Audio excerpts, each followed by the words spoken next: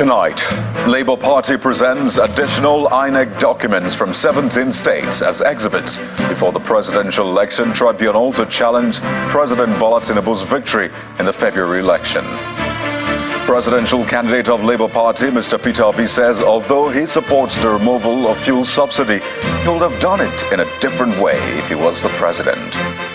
And Senate approves President Bola Tinubu's request to appoint 20 special advisors to help in the running of government, pending the appointment of ministers.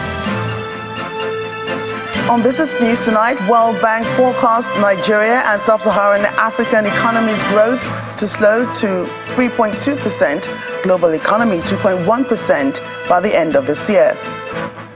And from the nation's capital, House of Representatives Committee on Aviation faults the process leading to the unveiling of Nigeria Air, describing it as shoddy. And in international news from London, thousands of people are being evacuated downstream of a major dam, which has been blown up in Russian-held Ukraine.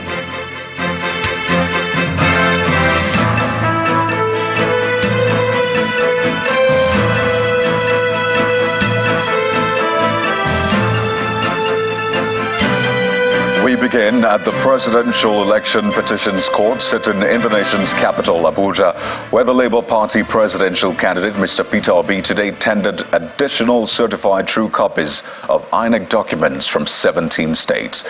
Meanwhile, the court was today forced to adjourn hearing in the case of Mr. Atiku Abubakar versus INEC, President Bola Tinubu, and the All Progressives Congress APC to tomorrow to enable the petitioner have access to some of the documents he sought to tender before the court. A counsel to the petitioner, Mr. Eyitayo Jegede, blamed INEC for refusing to grant speedy access to the documents he requires to prosecute his case, and that's despite the payment of 6 million naira by his client, Mr. Abubakar.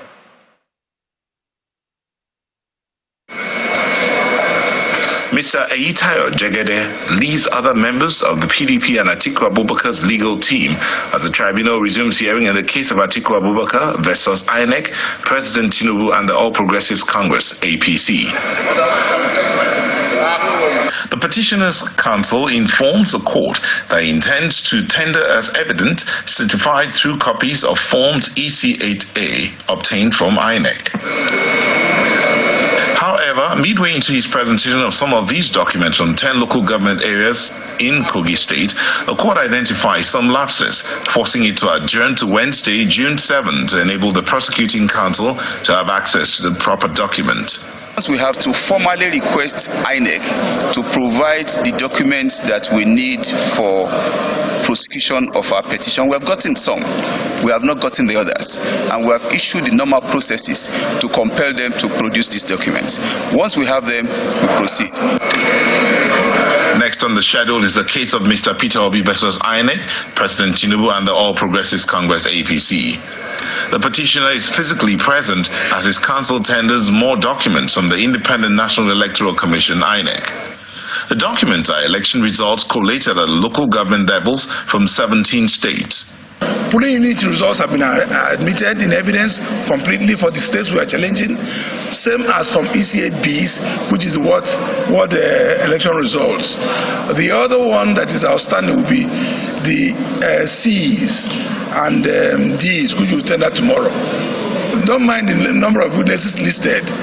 We may end up calling 10 or 7, depending on our judgments as to what is relevant to be proved. The tribunal has adjourned further hearing on the matter to Wednesday, June the 7th, 2023. Meanwhile, Mr. Peter Obi has reiterated his support for fuel subsidy removal, describing subsidy payment as a criminality condoned for too long. Mr. Obi, who spoke to journalists on the sideline of the ongoing election tribunal in Abuja, however, states that the removal should have been done with some measures in place to cushion the effects. He adds that citizens need to see what investments the government is putting the subsidy money into. Right from the time I was a member of Jonathan's economic management team, I have consistently maintained that we need to remove subsidy, because for me it's organized crime. People were just stealing the resources of the country, and that crime has to stop. And I showed my own position in empirical data to show that the amount of fuel we consume is totally far ahead what we're supposed to consume. I showed it in data, comparing with countries like Pakistan, and it's very clear. So I maintained about its removal. The difference is that I believe it should be removed with conditions, and that condition has to be applied. If I was involved, I would have shown in empirical statistical data how much we are going to save, where we are going to apply it, the gains for the people, so they can, just like I said all throughout my campaign. Well, former Governor of Rivers State, Mr. Wike, has also been speaking on the removal of petrol subsidy, particularly the ongoing negotiations, which he says Labour began with on a wrong footing, having endorsed a presidential candidate. Mr. Wike was speaking during his regular media chat with a cross-section of journalists in Port Harcourt, the Rivers State capital. Come not to adopt a candidate first. By adopting a candidate, you cannot now come and say, speak. If you do, you can't do that. It's like there's conflict. You may be right, but the position where you are standing has made you conflicted. But let us even leave that. What I thought, and which is what they are doing now. Every governor, everybody we have been shouting that this subsidy should be removed. It's not today. Starting from Jonathan's time, and when he talked about it, he wanted to shut down the whole country. Yes, but the reality is that this is a scam. Calculate how much. If you work out with government in terms of palliatives, this money that we are spending every month, for example, if we divert it, if we use for that purpose, what are the purposes? To cushion the effects or the hardship on the people.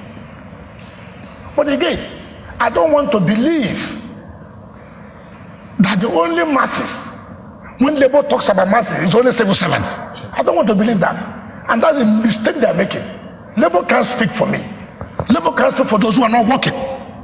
Labour only speaks for their civil servants, for their members, with all due respect. Yes. Yes.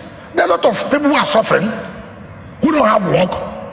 So why can't this money be used to provide employment? Why can't this money be used to do other things? Mr. Wike, who has visited President Tinubu twice in the past 1 week, also dismissed as mere rumors speculations of him serving in the Tinubu administration after his name appeared in a purported list of appointments circulating online. He also reflected on his performance as helmsman in the state for 8 years. Your relevance is how people see you, right? That's your relevance. Not when you are given an appointment that makes you relevant. No. But like I said, every week you see people rolling out different lists. What is my business? The Mr. President has not called me one day to say, look, this is what I want you to do. For me to say yes or no. But you see people every week. In fact, I'm sure this week another list will come out. And your name will always be there. Why? Because let me tell you what they think. They think because the way Rivers State is now, it's clear. I'm not lobbying for an appointment. Okay. For Christ's sake. And I can not only be important because you are giving me an appointment. Right. I mean, you should look at me very well. Yes, I want you to serve. Maybe I will ask, in what capacity do I serve? Right? He said, look, I want us. Okay, thank you, sir. I have political team. I have a family. I won't just sit them there without talking to anybody and just say, oh yes. Over to the National Assembly now, where the Senate has given the nod to President Bola Tinubu's request for the appointment of 20 special advisors. The president's letter was read by the Senate President Ahmad Lawan at the beginning of plenary today, although no names were attached to the letter. Senate Leader Ibrahim Gobir moved that the lawmakers consider the request and was seconded by the Senate Minority Leader Philip Aduda. Meanwhile, the same letter was also read on the floor of the House of Representatives. Our correspondent Terry Kumi reported this and other proceedings from the National Assembly. As the 9th National Assembly winds down, the Senate attends to what is perhaps the final piece of communication it will likely receive from the new President Bola Tinubu. The President seeks approval of the Senate for appointments. We feel that this is something that is of utmost urgency. He wants to appoint his advisors, but he needs our approval here. And therefore, we should do that for him to be able to probably today or tomorrow announce his appointees, special advisors. So those in favor of the motion moved by the Senate leader and seconded by the by the minority leader that the Senate approves the request of Mr. President C for his request on the 20 special advisors. Say aye. Those against say nay. The ayes have it. It's a full house and a full day in the House of Representatives as lawmakers sit for one last time before their valedictory session on Wednesday. The President's letter of request to appoint 20 special advisors is also read in the Green Chamber with no mention of approval. Not surprisingly, the issue of fuel subsidy and the averted labor strike is raised as a matter of urgent national importance. Recognizes the rights of the Nigerian Labour Congress, NLC, to engage in strike action on matters that impact the well-being of Nigerian workers. Also recognizes the potential consequences of the proposed strike, including increased hardship for Nigerians, loss of work hours, and financial resources. The day is packed full with last-minute reports turned in by committees for consideration as the 9th House of Representatives wraps up. The House considers the report of the Conference Committee on a bill for an act to make comprehensive provisions for the prohibition and punishment of sexual harassment of students by educators in tertiary educational institutions. Next, the House considers the report of its ad hoc committee on the state of refineries to ascertain the actual cost of rehabilitating the nation's refineries. The committee outlines its findings and calls for a forensic audit of all the rehabilitation projects in the refineries. Legislative work in the 9th House of Representatives wraps up with a valedictory session on Wednesday, as the 10th House of Representatives members prepare to be sworn in a week's time. Terry Ikumi, Channels Television News. And after plenary, some of the representatives moved to the State House, particularly those who have expressed interest to contest the office of a speaker, where they met with President Bola Tinubu. Among those in the meeting, which started this evening, Honorable Yusuf Gagdi, Sada Soli, Miriam Onowa, and Mukhtar Betara. This comes after the president separately met with the Deputy Speaker Idris Wase and the leadership of the APC privately in his office. President Tinubu is also scheduled to meet senators-elect and members-elect of the House of Representatives from the opposition parties this week. The primary objective of the meeting is reportedly to persuade the lawmakers to throw support behind the APC's candidate for the leadership positions in the National Assembly. Meanwhile, President Tinubu had also met with the immediate past governor of Kano State, Abdullahi Ganduje, and the chairman of the EFCC, Abdurrashid Bawa, for what appears to be the third time in 1 week. In part two, after the break, confusion in the Nasarawa State Assembly as two speakers emerge for the state's 7th Assembly. Well, that's in a moment. To join us again.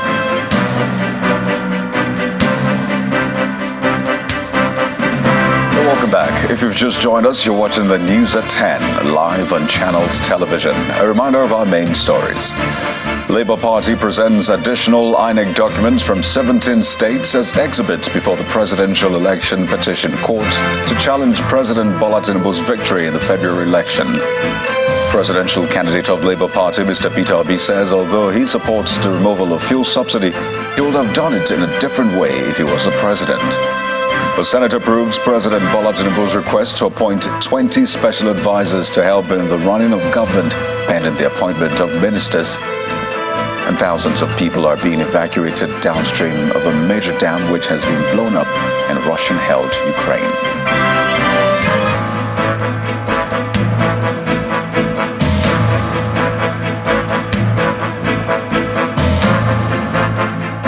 It's days to the inauguration of the 10th National Assembly, and the Forum of APC support groups is calling for a review of the zoning arrangement announced by the National Working Committee of the party. While addressing journalists at the APC headquarters in Abuja shortly after a peaceful procession, the National Publicity Secretary of the Forum, Mr. Isaiah Adano, believes the party acted in error to have zoned the position of the Senate President to the South-South. The Forum insists that it is not too late for the National Working Committee of the party to review that arrangement. The headquarters of the All Progressives Congress again comes alive as the Forum of APC support groups storm the party in the peaceful procession to demand a review of the zoning arrangement. With a few days to the inauguration of the 10th National Assembly, members of the Forum are here to seek a review of the zoning arrangement to the southeast. The Forum of APC support group wish to condemn and totally reject the so-called zoning formula of the 10th National Assembly as dictated by the party.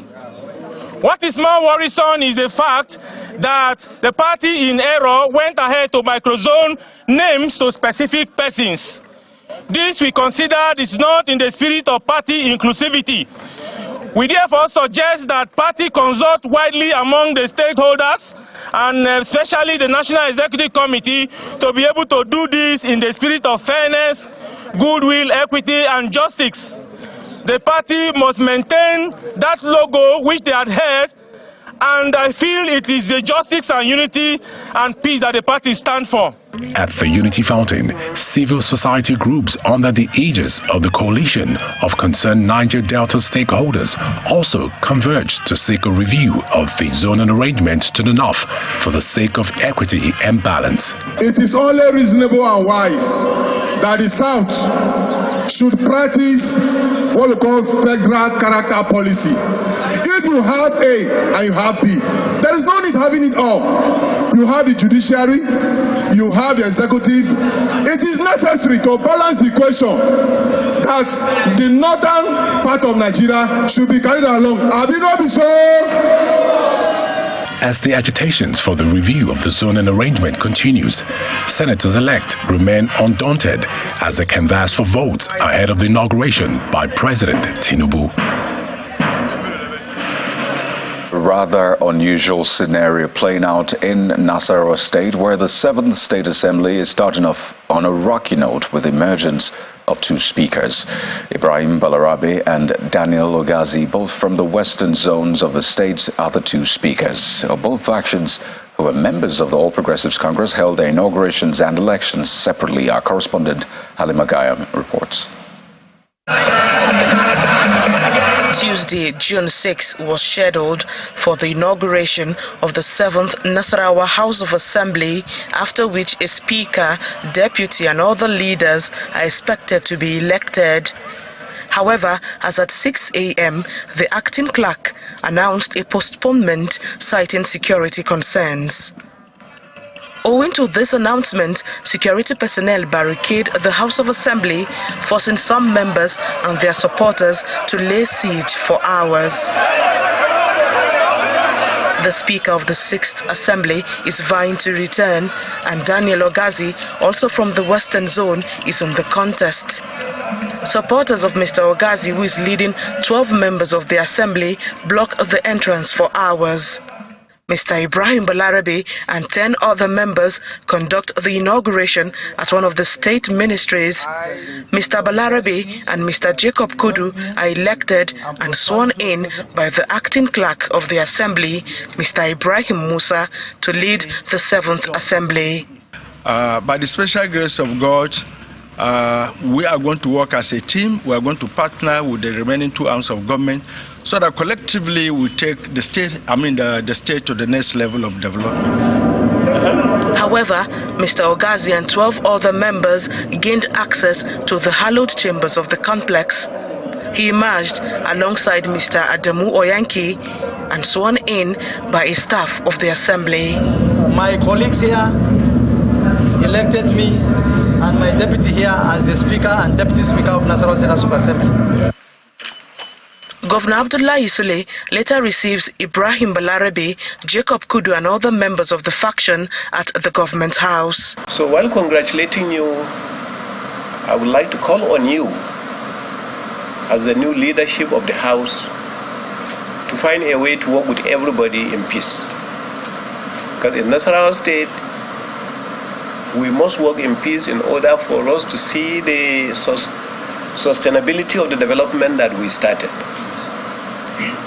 So I pray that you work in peace with everybody, because when a situation comes like that, there is no way you will find 100% satisfaction. As it stands, Nasarawa State now has two speakers, Ibrahim Balarabe and Daniel Ogazi, who are both members of the All Progressives Congress. Halima Gayam, Channels Television News. And as the countdown to the November governorship election in Imo State continues, members of the All Progressives Congress in Owerri North local government area of the state are drumming up support for the second-term bid of Governor Hope Uzodimma. At a forum in Owerri North local government area, the former secretary to the state government, Mr. Jude Jogu, called on the people of the area to give 100% support to the governor's re-election bid. Members and supporters of the All Progressives Congress from Emekuku and Emi communities gather at the country home of former secretary to the government of Imo State for a crucial meeting. They are here to map out plans for the re-election of Governor Hope Uzodimma in the state's governorship election holding later this year. It was also an opportunity to welcome back the former Imo SSG into the APC fold in Owerri North, as well as the adoption of the Imo Charter of Equity. We are promising vehemently that we will divide every crack in the world. We will divide every quarrel, every misunderstanding, and make sure that we work together with you to deliver this world whole and entire to Senator Hope Uzodimma, so that at the end of the day, they will see that you are there. They will know that you have returned. We are happy that today he is back to the fold of APC he built. I want to tell all of us that today is a special day in the political history of Emekuku block, Owerri North, Owerri Zone, and Imo State in general. The former Imo SSG explains why Governor Uzodimma should be backed for re-election. There's only one party in Imo State, it's APC. And I've made my point. It's not that it's the only party. It is the party that parades the best when it comes to governorship election. So my own advice to Imo indigents is that let us give this man the opportunity to go back and do Imo proud. On the issue of Imo Charter of Equity, the leaders believe the initiative will bring political stability, peace and unity. The governor and the people of Imo State have suffered, and we've seen the need for all of us to speak with one mind. The equity gives opportunity to every zone to be part of the governance. And then when it gets to Owerri Zone, when it gets to Okigwe, it will reduce the hustle of fighting and quarreling over governorship. Even though the Imo governorship election is 5 months away, the momentum and political activities are already in full swing as party members and political parties leave nothing to chant as they canvass support for the preferred candidates. Well, Terry Kume is here from our Abuja studio with more stories on the news at 10. Well, Terry, there's more from the National Assembly, right? Absolutely, Coyote. There's more. Specifically on matters of aviation, the House of Representatives Committee on Aviation has described the launch of Nigeria Air as shoddy and capable of tarnishing the country's image. The House is asking for the suspension of the operations of Nigeria Air and calls for prosecution of all those involved in the project. This was after the Senate Committee on Aviation also criticized it, saying the project was shrouded in secrecy. Our National Assembly correspondent Linda Kigbe reports. These are officials of the Ministry of Aviation and the Interim Management of Nigeria Air.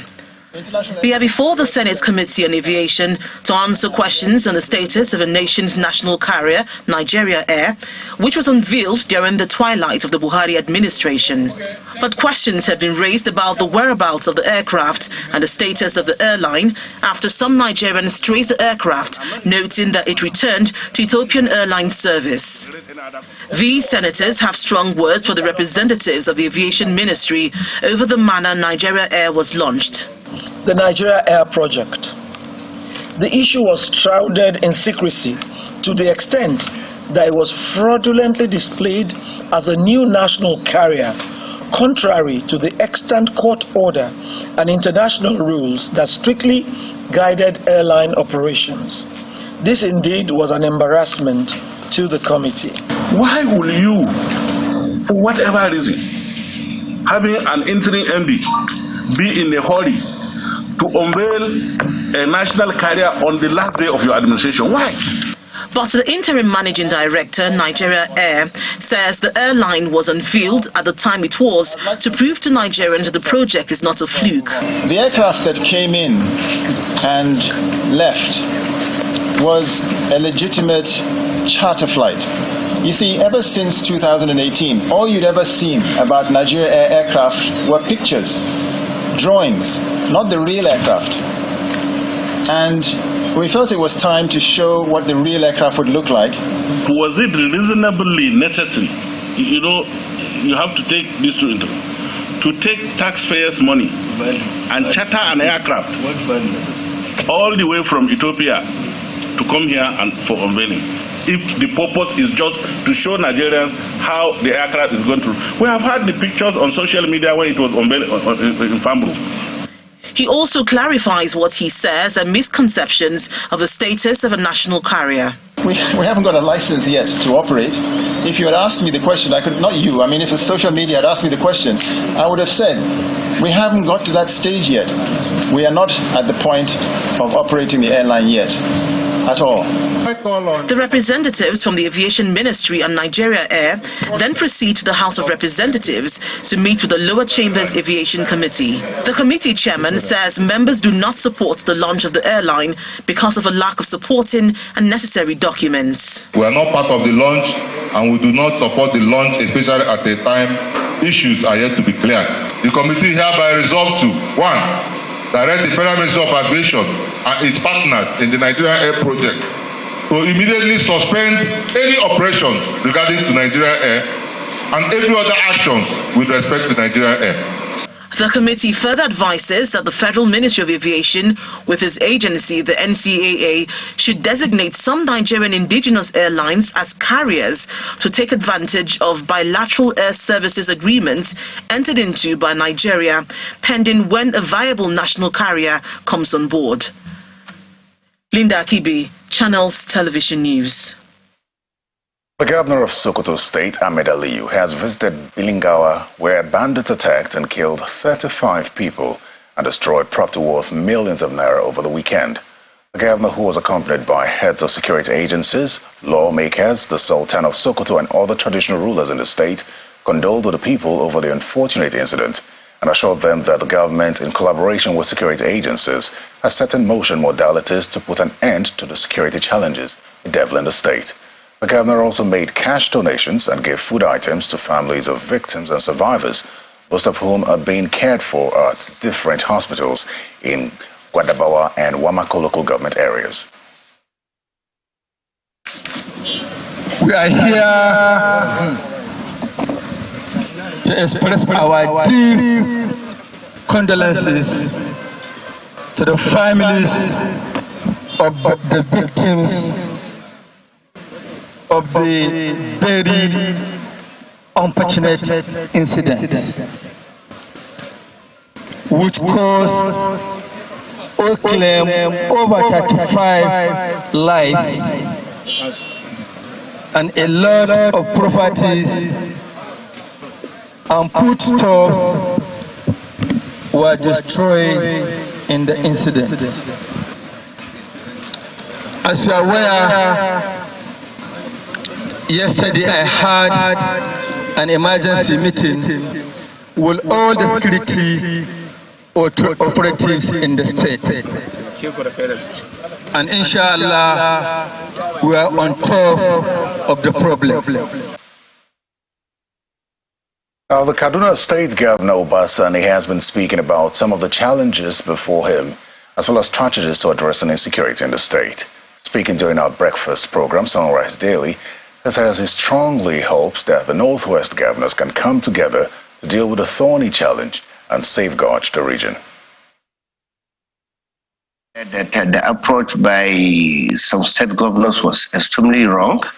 I remember when Kaduna State government and some states within the Northwest, and even Niger State, they have borders with us, came together to work out a framework to tackle this issue of insecurity. We had a joint committee, joint funding, working closely with all the security agencies, the Army and the Air Force and the police. But unfortunately, somewhere along the line, the alliance broke down. Only 2 weeks ago, I invited all the governors from the Northwest to Kaduna State Liaison Office in Abuja. I hosted them, irrespective of our party differences. They all came and we sat down together with them, and we also came out with a kind of a policy framework to tackle the problem of insecurity. And we agreed that we have to have a common approach to the issue. We are planning collectively to meet Mr. President, and I will all assure each other that we have no option than to work together. That's the only way we can be able to fight the bandits as well as end the problem of insecurity in our own zone and our states. As Nigeria joins the rest of the world to celebrate World Environment Day, experts have called for the collaboration of public and private sectors to harness the economic potentials in recycling of plastics as a viable and sustainable alternative in waste management. World Environment Day is celebrated every year on the 5th of June and aims at raising awareness and celebrating environmental action. Our correspondent Victoria Longjohn reports.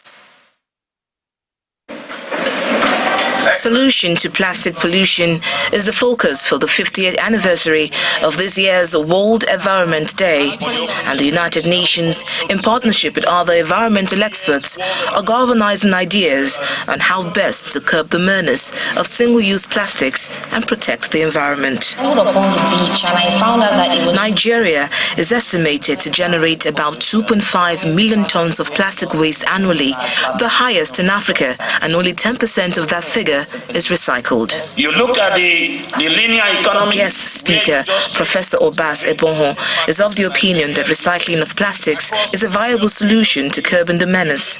He also believes that government and other partners must put in effective policies and strategies that will go a long way to push investments to the sector. We have to have an effective market for secondary plastics. And I'm glad to tell you that is going on very, very rapidly now in Nigeria. I mean, 5 years ago when I came here, there wasn't such movement. You know, if you drop a plastic now, before you turn your eye, somebody is picked it, because he knows there's place to take it to, and sell. Other speakers here also emphasize on the critical importance of all-round awareness targeted at producers and consumers of plastics, and the need for partnerships from both government and private sectors. UNESCO has the competence to join efforts with governments, with CSOs, to elaborate bankable projects that we can use to mobilize funds. We realize that, like, many people could not really even feed themselves. Are they the people you now encourage to now come and pay dispose waste? They will not even listen to you. No matter how I want to tell people to stop using nylon, I need to give them an alternative. The content of this plastic, how can we modify it? How can we enhance or improve it that they become more biodegradable, they become more sustainable? And this is where the aspect of research comes in. You cannot solve some of these problems without, devoting resources and efforts into research. The 50th anniversary of the World Environment Day serves as a reminder to us all to be more considerate and aware of the Earth's existing conditions. We all have a role to play by making more sustainable choices, as our actions, no matter how little, can contribute to a cleaner, healthier, and more sustainable environment. Remember, our planet is our home and we must protect it. From the UN House in Abuja, Victoria Longchan, Channels Television News. To health matters now, the Institute of Human Virology has launched its campus in Abuja as it aims to continue with towering commitments to healthcare in Nigeria. The Chief Executive Officer of the Institute, Dr. Patrick Dakum, says the institution, since establishment in 2004, has grown to become a leader in providing quality health services, capacity building and research in Nigeria, and will now look toward being a center of excellence in providing health services, implementation, capacity building and research. Seated in this hall are medical practitioners drawn from far and wide to mark a milestone in the 19-year history of the Institute of Human Virology in Nigeria. The Chief Executive Officer of the Institute, Dr. Patrick Dakum, with a theater room laser precision, minces no words in stating the need for partnerships if Nigeria is to meet its health needs soon. For us, the Institute of Human Virology brings an addition in the healthcare delivery system in Nigeria that will play complementary roles to what the institutions that provide the policies and framework are doing. Our goal is not to compete. Our goal is to complement and enable a synergy that will enable Nigeria move forward in its healthcare delivery program. What we are doing, which is very different from a number of institutions, is we are saying that we want this to be a collaboration. So let's have one top-of-the-notch infrastructure that allows research to be done in a collaborative manner. Day 2 begins with a captivating and scintillating cultural display for the gaily dressed guests, after which the moment all are gathered for. We are now in the name of God the Father, God the Son, and God the Holy Spirit. I think it's something that has come at the right time to deliver the kind of assistance that Nigeria will continue to require. We had a vision for an institute that would be a Nigerian institute center of excellence that would be focused on contributing to the solution of the major health problems of Nigeria. The managing director of the institute, Dr. Charles Mensah, further highlights the importance of collaboration. The major focus of the science building is to foster collaboration between Nigerian scientists and international scientists to be able to start looking at how diseases are managed, what causes those diseases, and how we can bring resources to bear on the mitigation of these diseases on our general population. The institute says it has since inception provided HIV prevention and treatment services to more than 17 million individuals, as well as tuberculosis treatment and care to more than 235,000 individuals in the country. That's all from the nation's capital. Back to you, Coyote. Thank you, Terry.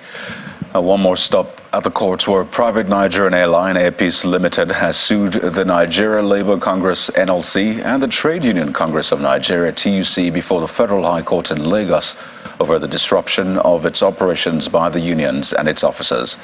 The airline is asking the courts to award it 1 billion naira as general damages, 450 million naira as special damages, and 250 million naira as exemplary damages. Also joined in the suit as defendants are the president of the NLC, Joe Ajero, the president of TUC, Festus Osifo, the secretary general of the NLC, one Comrade Emmanuel Ogbaja, and the general secretary of the TUC, Comrade Nuhu Toro. In documents put before the court, the airline, through its lawyer, senior advocate of Nigeria, Chijioke Okoli, stated that on May the 3rd, its employees on duty were confronted by a noisy mob which invaded their offices at the Murtala Mohammed Airport, Ikeja, Lagos, and the Murtala Mohammed Airport terminal premises, essentially disrupting their work. They also stated that the defendants' actions had inevitable ripple effect on their operations in other airports in the country. The airline says it later learned that the defendants had some grouse against the governor of Imo State, Hope Uzodimma, which it says led them to embark on a total shutdown of Imo State beginning from Wednesday, May the 3rd, as was stated among other things in their joint communique. Air Peace therefore concludes that the defendants' conduct in the circumstances of this suit leading to its significant losses are malicious, scandalous, and most deserving of reproach by the award of general, special, and exemplary damages, which they put at 1.7 billion naira. Well, business news is next on the News at 10 with Joker Rogers.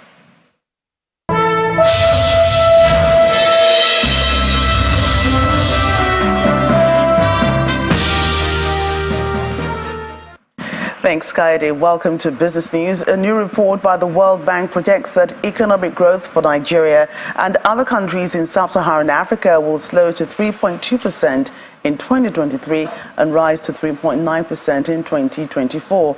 It says debt pressures are growing due to higher interest rates in emerging markets and developing economies. According to the Global Financial Institution, the damage is stark in low-income countries, especially the poorest, as the per capita incomes in more than one-third of these countries will still be below 2019 levels. Meanwhile, latest projections show that the global economic growth will drop from 3.1% in 2022 to 2.1% in 2023. Well, more projections for Africa. A new report by a global consulting firm, McKinsey & Company, says the services sector will create at least 85 million new jobs in Nigeria and across Africa by 2030. According to the report, Africa will be home to the world's largest working age population by 2040, and smart deployment of its labor force in highly productive jobs will spur economic growth. It adds that the number of new jobs would almost triple if Africa matched the productivity of Asia's strongest services hub, which would add $1.4 trillion to the continent's economy. Take a look at the domestic stock market, which made a rebound from Monday's downturn after investors resumed bargain hunting for some high-value equities. Laddie Williams tells us more.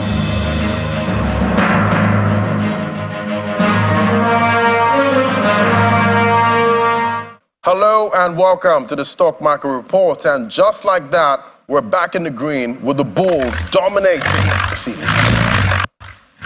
If we look at the all-share index, it's up 0.42%, and we hit the 56,000 level. Not seen that level in a while. Hope it holds at this point. 30.513 trillion as a market cap. Let's look at the activity chart.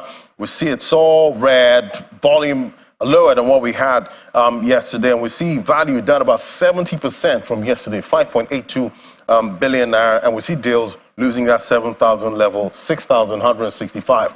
Let's look at the top gainers counter. We see eTransact topping the counter, 4 naira 40 kobo, up 10%, and we see Turner, the oil and gas stocks again, making it to the top 5 gainers there, with major marketing companies been increased now with binding activities from investors, particularly since last week's announcement of subsidy removal. President Bola Ahmed Tinubu, we're seeing that oil and gas counter pumping seriously. Let's look at the losers counter now. See that John Holt topping counter, 1 naira 55 kobo, down 10%. Multiverse also there, 3 naira 70 kobo, down 9.54%. So the all-share index hit the 56K level with 29 stocks gaining against 24 decliners. And that's a Stock Market Report. I'm Laddie Williams.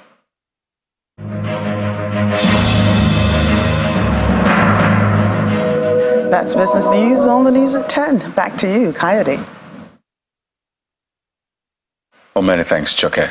Now, thousands of people are being evacuated downstream of a major dam which has collapsed in Russian-held Ukraine. President Zelensky says 80 towns and villages were at risk of flooding after the destruction of the dam at Nova Kakhovka, which he blames on Russia. Well, here's Simon Pusey with Around the World in 5. Good evening and welcome to the channel's studios here in London with your international news around the world in 5. Thousands of people are being evacuated downstream of a major dam which has been blown up in Russian-held Ukraine. President Zelensky said 80 towns and villages were at risk of flooding after the destruction of the dam at Nova Kakhovka, which he blamed on Russia.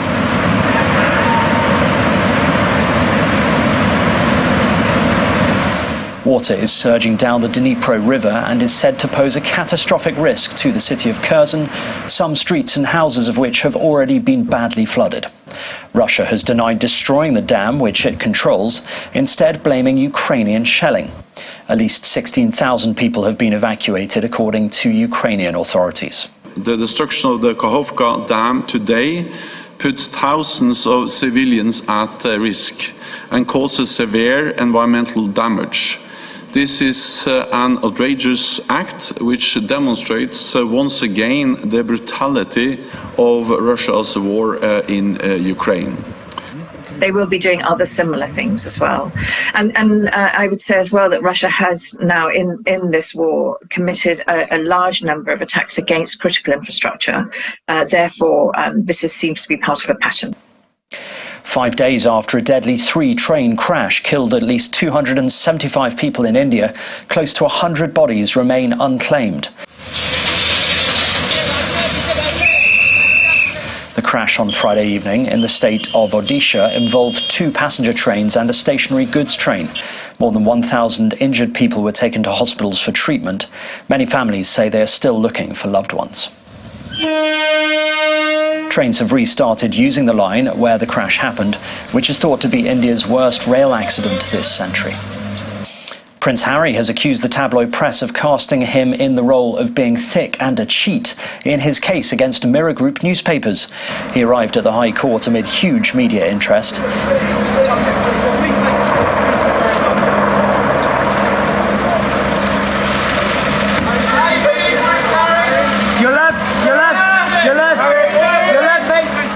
In a witness statement released as he gave evidence, Harry said as a teenager he had played up to the headlines, putting him in a downward spiral.